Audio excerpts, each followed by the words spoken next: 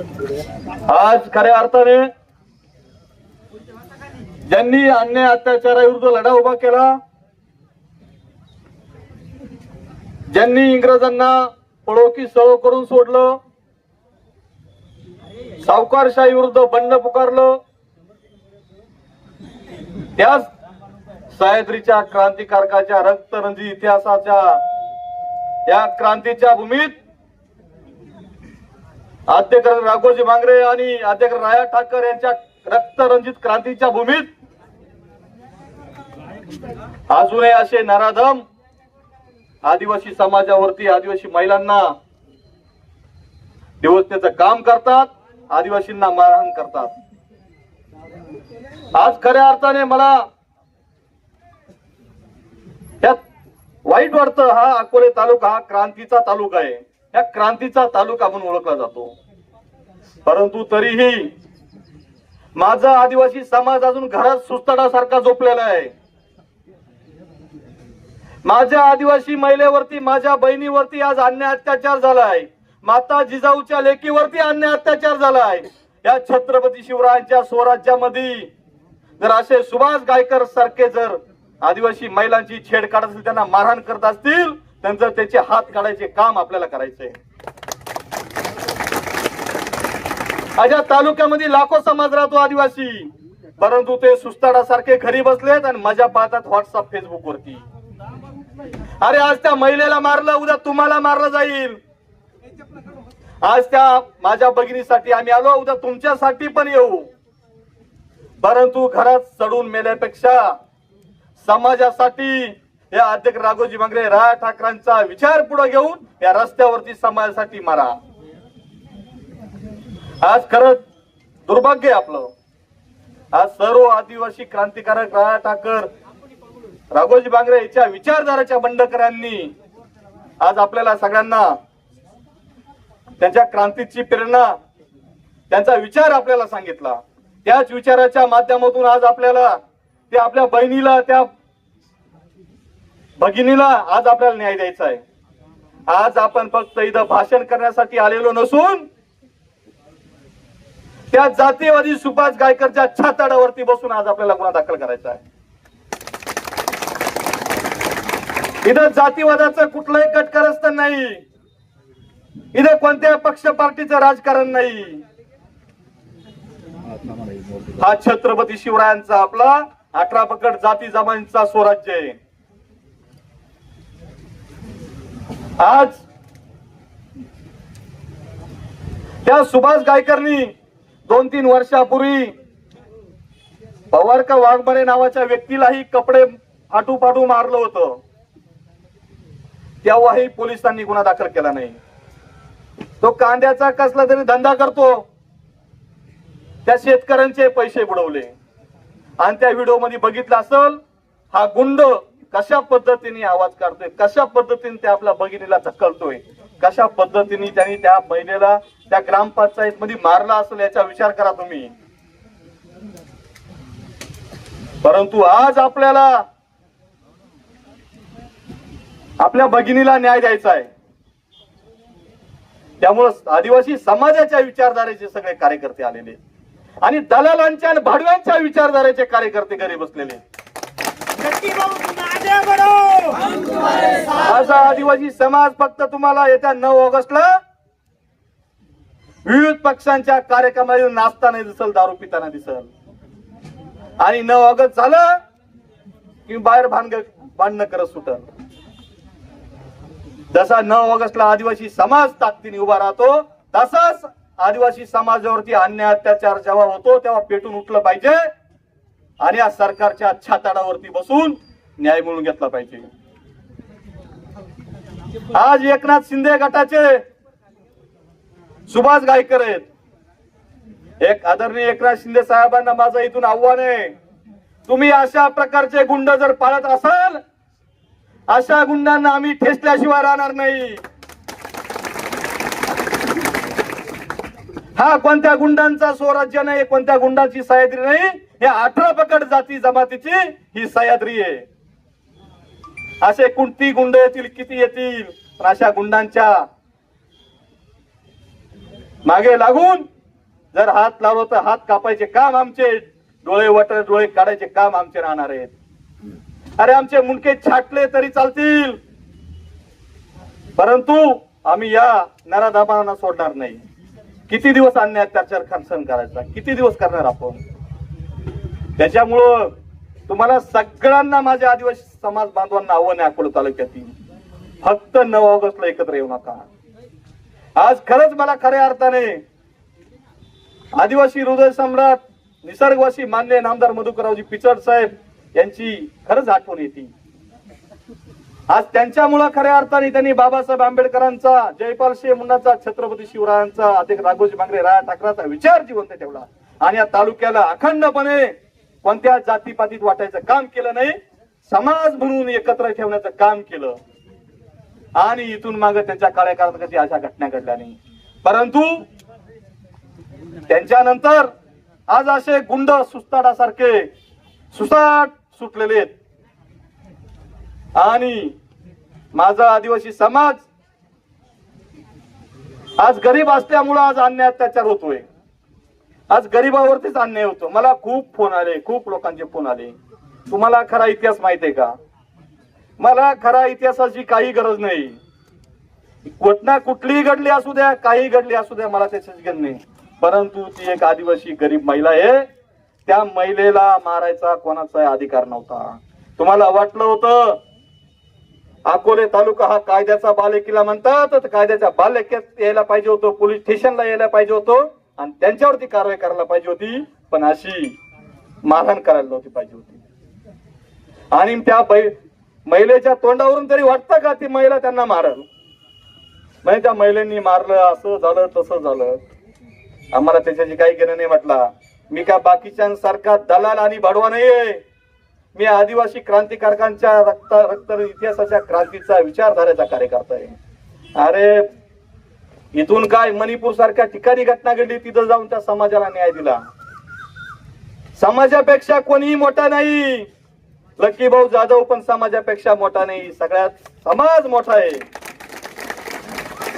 आणि हे आपल्या तालुक्यातले लोक या पक्षांचे गुलाम झालेत, त्या सिस्टमचे गुलाम झालेत, कारण त्यांना त्यांच्या तिकिटाची भीती आहे. त्यांना त्यांच्या येणाऱ्या जिल्हा परिषद पंचायत समितींची भीती आहे. अरे हा समाज तुमच्या सोबत राहिला तर तुम्ही निवडणुका लढवशाल. जर समाजच तुमच्या सोबत नसेल तर तुम्हाला कुत्र पण भीक घालणार नाही. त्यामुळे शिंदे गटाचं इतर कोणत्या पक्षाचा गुंडा प्रवृत्तीचा कार्यकर्ता जर असे अन्याय अत्याचार करत असेल तर समाजाने जागृत होऊन, संघटित होऊन त्यांना तिरस ठेचायचं काम केलं पाहिजे आपण. कारण बस झाले, खूप आंदोलन झाले. आता आपल्याला प्रॅक्टिकल लढायची वेळ आलेली. रडायचं नाही तर लढायचं. त्यामुळे आज हे अकोले तालुक्याचे वरिष्ठ पोलीस निरीक्षक आदरणीय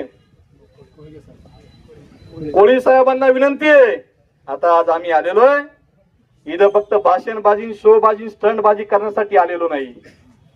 आमच्या क्रांतीचा विचार घेऊन इथं आलेलोय. आता आम्ही तुमच्याकडे येणार आणि तात्काळ त्या पीडित महिलेची केस घेऊन टाका आणि गुन्हा दाखल करा. नाहीतर जोपर्यंत केस घेतली जात नाही, गुन्हा दाखल होत नाही, तोपर्यंत या पोलीस स्टेशनच्या बाहेर आम्ही कोणीही जाणार नाही. कारण आज जर त्या नराधमाला, त्या गुंडाला सोडलं तर 2-3 दिवसाच्या चौकशीच्या माध्यमातून समाजामध्ये गटतट करायचा प्रयत्न केला जाईल आणि कार्यकर्त्यांना बदनाम करायचं काम केलं जाईल. तर ह्या तालुक्यामध्ये हे षडयंत्र मी बघतोय. समाज प्रश्न विचारतोय काय झालं त्या महिलेला न्याय मिळाला का नाही. आम्ही काय उत्तर देणार समाजाला. त्या समाजाचं नेतृत्व करतोय आम्ही शेवटच्या श्वासापणे प्रामाणिकपणे शपथ घेतलेली, मरण आलं तरी चालल पण शरण कोणाला जाणार नाही. आणि शेवटच्या श्वासापर्यंत या समाजासाठी प्रामाणिकपणे कुठली दलालगिरी, भडवेगिरी न करता या समाजासाठी लढू आणि या समाजासाठी मरू, हाच संकल्प तुम्हाला सांगतो. आणि आता आपण आदरणीय PI साहेबांकडे जाऊया. कारण अकोले तालुका हा कायद्याचा बालेकिल्ला म्हणतात, तर कायद्यावरती आमचा विश्वास आहे. कारण कायद्याने आम्हाला खूप संरक्षण दिलंय. कायद्याच्या बाहेर आम्ही जात नाही. मग त्या कायद्याच्याच माध्यमातून तुम्ही आता गुन्हा दाखल करा, नाहीतर कायदा आम्हाला हातात घ्यावा लागेल. कारण बाबासाहेबांनी सांगितलंय, गुलामाला गुलामीची जाणीव करून दिल्याशिवाय तो बंड पुकारत नाही. आणि अन्याय करणाऱ्यापेक्षा अन्याय सहन करणारा हा सगळ्यात मोठा गुन्हेगार आहे, हे आपण सगळ्यांनी बघितलं पाहिजे. ते पत्वे साहेबांनी वगैरे सांगितलं, आदिवासी मुलींची विक्री होते. नाशिकला आमचे हरसूलचे PI आदरणीय बोरसे साहेबांनी मुलींची विक्री होणारी टोळी तिथं आज जेलमध्ये टाकले. अशा टोळ्या कुठं दिसतील त्यांना आधी ठेचायचं काम करा. आणि इतर समाजासोबत आदिवासी मुलींचं लग्न केलं जातं, त्या पालकांना त्या आदिवासी समाजाला या माध्यमातून सांगतो, तुम्हाला जर मुलींची एवढीच काळजी नसेल तर त्या मुली जन्माला घालू नका, तुम्ही लग्न करू नका, तसेच राहा संन्यासी. परंतु आज गैर आदिवासी इतर समाज आदिवासी मुलींसोबत संपूर्ण देशामध्ये परिस्थिती आहे. आदिवासीचं आरक्षण संपवण्यासाठी कट कारस्थान सुरू आहे. आदिवासींच्या मुलींसोबत प्रेम करायचं, त्यांना प्रेमाच्या जाळ्यात अडकावायचं, लग्न करायचं आणि त्यांना राजकीय आरक्षित शिखतावरती उभं करायचं. त्यांना आदिवासी ST राखीव जागेवरती नोकरी लावायचं आणि ST राखीव जागेवर शिक्षण द्यायचं. आज आणि त्यांच्या नावावरती आदिवासीच्या जमिनी घ्यायच्या, मोठ्या प्रमाणात जमिनीची लुटमार अशा पद्धतीने गैर आदिवासी करतोय. त्यामुळे मी 70-80 वर्षामध्ये असं जर चालू राहिलं तर आदिवासी या देशातून हद्दपार झाल्याशिवाय राहणार नाही. आदिवासी फक्त नावाला राहील. आणि आज आपण म्हणतोय आदिवासी हा देशाचा मूळ मालक आहे. या मूळ मालकालाच बाहेर आलेल्या लोकांनी संपवायचं कट कारस्थान चालू केलेले. जेल जंगल जमीनच्या विरोधामध्ये त्यांनी षडयंत्र करून आज आपल्या मुलींना फसवलेलं आहे आणि आपले दलाल त्यांच्या पाठीशी उभे राहतात. त्यामुळे आपण कोणत्याही मुलीला गैर आदिवासीला लग्न होऊन द्यायचं नाही. गैर आदिवासी मुलासोबत कोणाचं लग्न होत असेल तर तिथं जाऊन तुम्ही तिथं आवाज उचलला पाहिजे आणि लग्न होऊन दिलं नाही पाहिजे. जर त्यांना लग्न करायचं तर त्या मुलीकडून लिहून घेतलं पाहिजे 100 रुपयाच्या स्टॅम्पवरची, आणि तिचे जे आदिवासीचे सर्टिफिकेट आहेत ते सगळे जमा करून सरकारला जमा केले पाहिजे आणि त्या बॉन्डवरती तिने लिहून दिलं पाहिजे, मी आदिवासी जमातीचा कुठलाही लाभ घेणार नाही, मी या शपथ पत्रावरती लिहून देते. तर तुला कुठं जायचं तिकडे जाय, आम्हाला घेणं नाही. परंतु ही घटना संपूर्ण देशात होते. त्यामुळे देशामध्ये आम्ही या संदर्भात वातावरण निर्मित समाजाला जाग करायचं काम करतोय. याच्यावरती आपण काम केलं पाहिजे. त्यामुळे आजची जी घटना आहे या घटनेचा आपण सगळ्यांनी जाहीर निषेध केलेला आहे आणि पुन्हा एकदा मी या घटनेचा जाहीर निषेध करतो. त्या सुभाष गायकरला अटक झालीच पाहिजे. अरे लढेंगे, एक तीर एक कमान, या सुभाष गायकरचं करायचं काय आणि या शिंदे गटाचं करायचं काय. इथं पक्ष पार्टी नाही, जो अन्याय करल त्याला सजा दिली पाहिजे. शिंदे गटाचं नाव घेतलं लगेच आवाज आला नाही. आपण कोणत्या गटाच्या विचारधारेचे नसून आद्यकरण राघोजी मंगरे, राज ठाकर, छत्रपती शिवाजी महाराज, बाबासाहेब आंबेडकर यांच्या विचारधारेचे पायके लक्षात ठेवा. त्यामुळे कोणत्या पक्ष पार्टीच्या गुलामीत न राहता सगळ्या पक्ष पार्टीचे जोडे बाजूला ठेवून समाजासाठी आलं पाहिजे, समाज बनून आलं पाहिजे. मी ठाकर आहे, मी महादेव कुळे, मी पारधी आहे, मी कोकण आहे, वारली असं केलं नाही पाहिजे. कारण मी देशातील सर्व आदिवासी जमातींचं नेतृत्व करतोय आणि आजपर्यंत या राजकारण्यांनी फक्त आपल्या तो कोळी महादेव, तो ठाकर आहे, तो कोकण आहे असाच आपल्या गट तयार केलेले आहेत. त्यामुळं असं कधी करायचं नाही. आपण नारा दिला, एक तीर एक कमान, सारे आदिवासी एक समान. त्या माध्यमातून आपण सगळे आदिवासी आहोत आणि जर एकत्र आलो नाही तर बंजारा आणि धनगरांसारखे आपल्या छाताडावरती बसायला तयार असेल.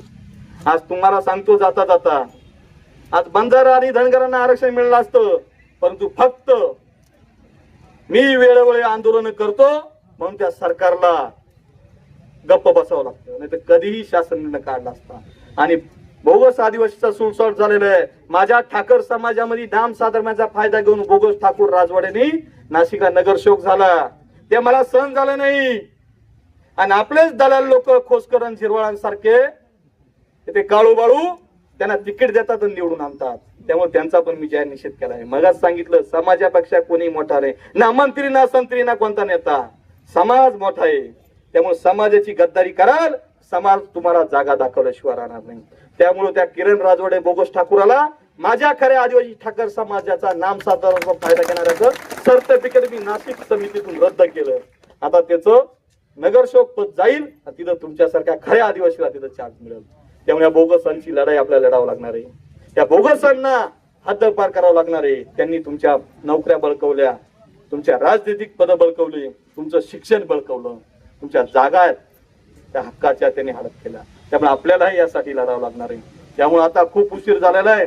तुम्ही सगळे आदिवासी समाजाचे सर्व संघटना पदाधिकारी, आता कोणाचे नाव घेत नाही, कोणाचं चुकून जर राहिलं तर परत एखादा राग येईल की कोणी माझं नाव नाही घेतलं. त्यामुळे या क्रांतीच्या भूमीमध्ये, या रक्तरंजित क्रांतीच्या भूमीत सर्व आदिवासी समाजाचे संघटनांचे पदाधिकारी, बंडकरी, कार्यकर्ते आणि माझा आदिवासी समाज बांधव मोठ्या प्रमाणात उपस्थित राहिला. त्यामुळे मी त्यांचे आभार मानतो. आणि आम्हाला गर्दीची गरज नाही, अशा दर्दी लोकांची गरज आहे, समाजाच्या विचारधाराच्या लोकांची गरज आहे. त्यामुळे आजची दिशा आपण ठरवतोय, आपण साहेबांकडे जाऊया.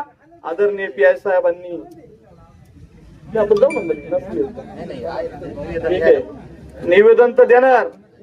इथं आपण आता गुन्हा दाखल करायचा आहे. बरोबर आदरणीय PI साहेबांनी इकडे यावे. तुम्ही तुमची भूमिका मांडा आणि आमचा गुन्हा दाखल करून घ्या. तोपर्यंत आम्ही जाणार नाही.